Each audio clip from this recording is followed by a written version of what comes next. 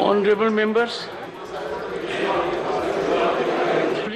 कारगिल युद्ध के दौरान प्रदर्शित अदम्य साहस और पराक्रम के सम्मान में कारगिल विजय दिवस की 24वीं वर्षगांठ मना रहा है।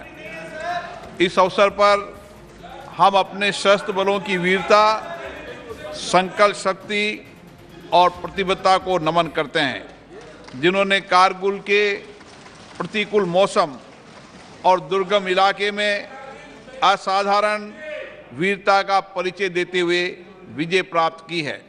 ये सभा कारगिल युद्ध में शहीद हुए सशस्त्र बलों के सैनिकों के सर्वोच्च बलिदान के लिए उन्हें नमन करती है और उनके परिवारों के प्रति अपनी गहरी संवेदनाएं व्यक्त करती है।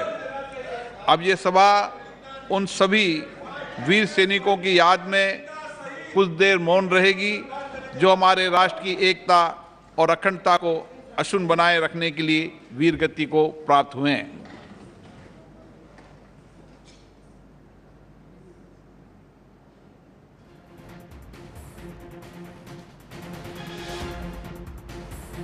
ओम शांति। प्रश्नकाल। क्वेश्चन नंबर 81 श्री मलुक नागर।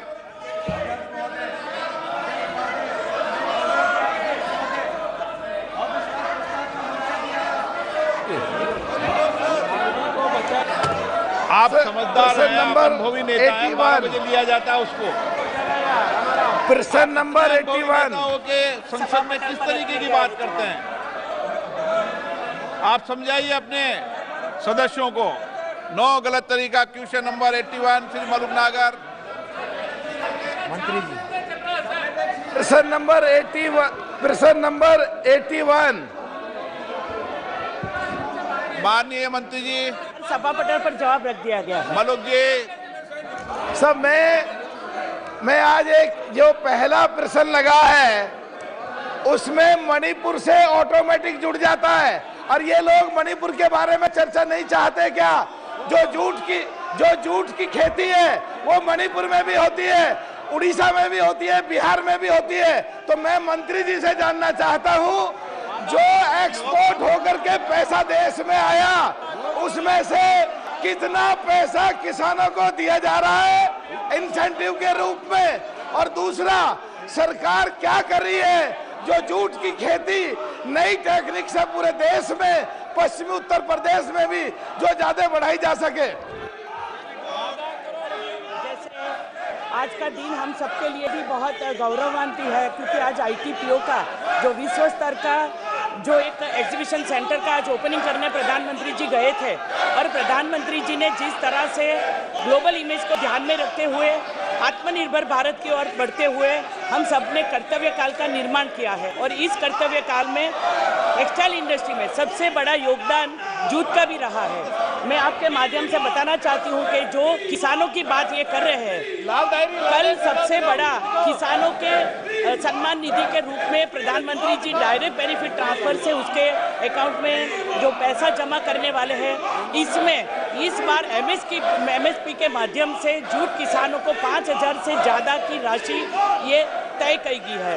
और इसके साथ में जो एक्सपोर्ट निर्यात की बात कर रही है, आज जो एग्जीबिशन सेंटर बना है जूट रिलेटेड, जो ग्लोबल इमेज में जूट का आगे बढ़ने के लिए जो टेक्निकल टेक्सटाइल का यूज़ हो या उनसे जुड़ी हुई जो चीज़ बनती है उनके प्रमोशन के लिए ट्रेनिंग सेंटर से लेके उनकी खेती में कैसे बदलाव आए, किस तरह से नई टेक्निक से खेती हो जाए। मैं एक बात ध्यान में लाना चाहती हूँ कि ऐसी कोई भी जो चीज़ होती है इसमें राज्य सरकार का सहयोग चाहिए।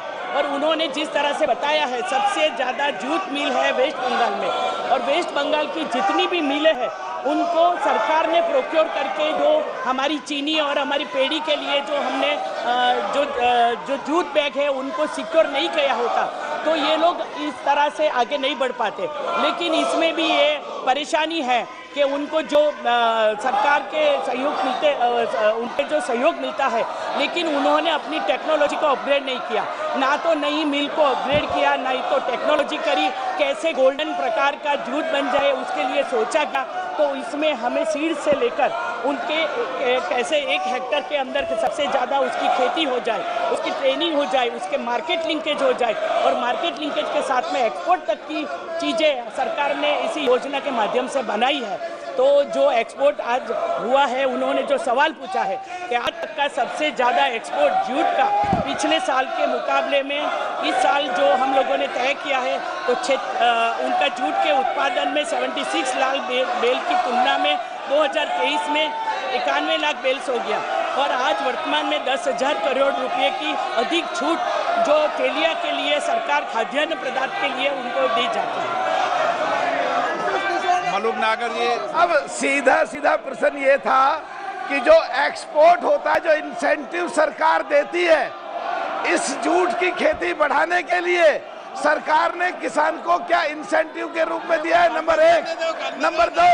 नंबर दो कि क्या सरकार पूरे देश में जूट की खेती और खास करके मणिपुर में, जिससे वहां पैसा ज्यादा जाए और झगड़े बंद हो जाए, सरकार झगड़ों को भी कंट्रोल करे और आर्थिक रूप से भी मजबूत करे, उसके लिए सरकार क्या कर रही है? और तीसरा, पश्चिमी उत्तर प्रदेश में जूट की खेती कैसे ज्यादा हो, इसके लिए सरकार क्या कर रही है?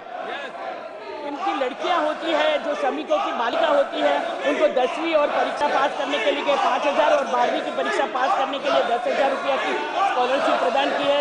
सरकार ने 21-23 के दौरान लगभग 8200 बालिका को 7,000 करोड़ रुपए का स्कॉलरशिप प्रदान किया है। इसके अलावा टेक्निकल टेक्सटाइल के लिए, जियो टेक्सटाइल के लिए, जो ज़्यादातर नॉर्थ ईस्ट में उसका उपयोग होता है, उसको बढ़ावा देने के लिए भी हम लोगों ने बहुत सारे इंसेंटिव लिए हैं। PLI स्कीम के माध्यम से, जो पूरे ग्लोबल में जिसकी चर्चा है, जब भी प्रधानमंत्री विदेश जाते हैं तो हमारी जो प्रोडक्शन लिंकेज जो स्कीम है, इसके माध्यम से हम लोगों ने बहुत सपोर्ट इंडस्ट्री को किया है। गोपाल मोदी सपोर्ट के साथ माध्यम से एक्सपोर्ट के माध्यम से उनको एग्जीबिशन के लिए भी हम लोग भेजते हैं।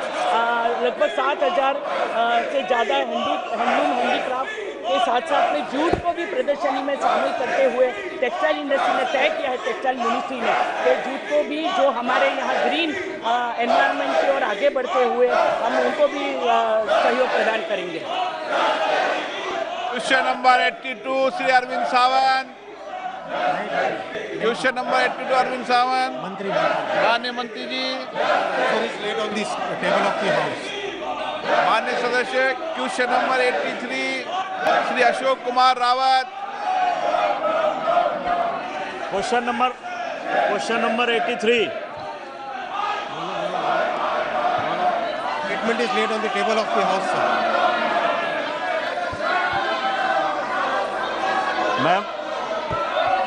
मैं माननीय प्रधानमंत्री जी और माननीय रेल मंत्री जी का आभार प्रकट करता हूं कि उन्होंने रेल संपार संख्या 249 को स्वीकृति प्रदान की है। लेकिन इस विषय में मैं माननीय मंत्री जी से जानना चाहूँगा कि इसके निर्माण कार्य में काफ़ी विलम्ब हो रहा है, क्या इसके शीघ्र पूर्ण करवाए जाने हेतु कोई निर्देश पारित करेंगे?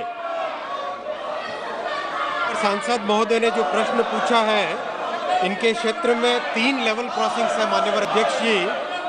Level crossing number 247, level crossing number 248 और लेवल क्रॉसिंग नंबर 249, जो कि संडीला स्टेशन के आसपास है, तीनों के तीनों। LC 247 में कंस्ट्रक्शन फिजिबल नहीं है, क्योंकि वहाँ पे दोनों तरफ बहुत ज़्यादा बिल्ट अप एरिया है और क्रॉस रोड्स भी है अप्रोच एरिया में। LC 248 का टेक्निकल और फिजिबिलिटी रिपोर्ट बन चुका है और इस काम को आगे बढ़ाया गया है। LC 249 में कॉस्ट शेयरिंग बेसिस पे प्रोजेक्ट अप्रूव हुआ था माननीय अध्यक्ष जी, और रेलवे ने इस कॉन्ट्रैक्ट को अवार्ड कर दिया है मई के 2022 में। उसके बाद में काम में थोड़ी सी कुछ और चेंज आया, चेंज होने के कारण अप्रोच पोर्शन का कॉस्ट भी उसमें इंक्लूड किया गया और इस पूरे के पूरे काम को टेंडर अवार्ड कर दिया गया है। काम तेजी से चल रहा है। धन्यवाद माननीय मंत्री जी। मैं दूसरा पूरक प्रश्न जानना चाहूँगा कि मेरे संसदीय क्षेत्र में Balamau railway station level crossing 257 है, जिसमें अंडरपास के लिए फाइल लंबित पड़ी हुई है रेल मंत्रालय में, और उसी के साथ ही 258 உடனுக்குடன் செய்திகளை தெரிந்து கொள்ள சன் நியூஸ் பெல் ஐகானை கிளிக் பண்ணுங்க।